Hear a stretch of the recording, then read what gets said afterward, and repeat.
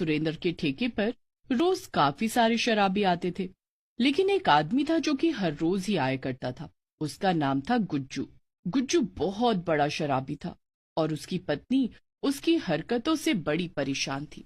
एक दिन गुज्जू अपने रोज के समय पर सुरेंद्र के ठेके पर आया। नमस्कार सुरेंद्र भैया। ओहो, तुम तो नियम के बड़े पक्के हो गुज्जू। कुछ भी हो जाए, तुम रोज शाम 7 बजे यहाँ आ ही जाते हो। अब क्या करे भैया, आदत ही ऐसी लगी है।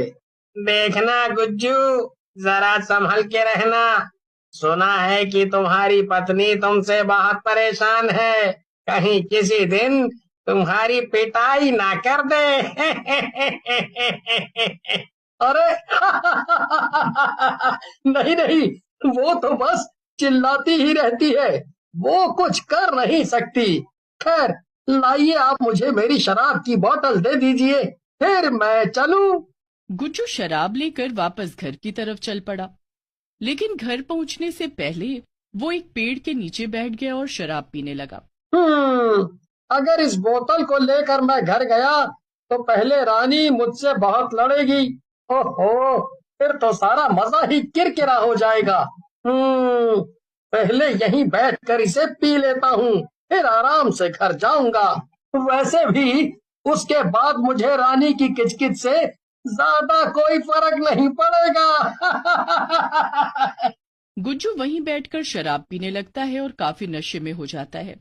उधर रानी काफी देर से गुज्जू के घर आने का इंतजार कर रही थी, और जब काफी रात हो जाती है तो रानी उसे ढूंढने निकल पड़ती है।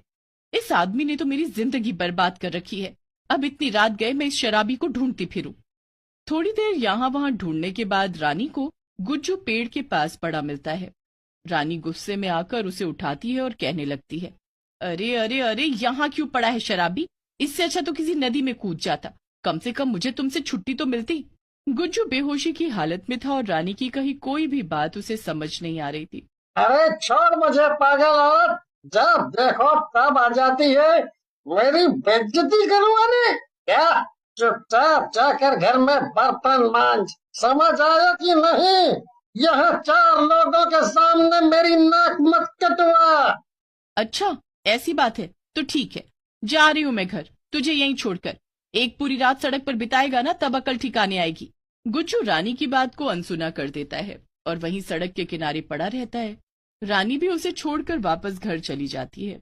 आधी रात तक गुज्जू वहीं पड़ा रहता है, पर एक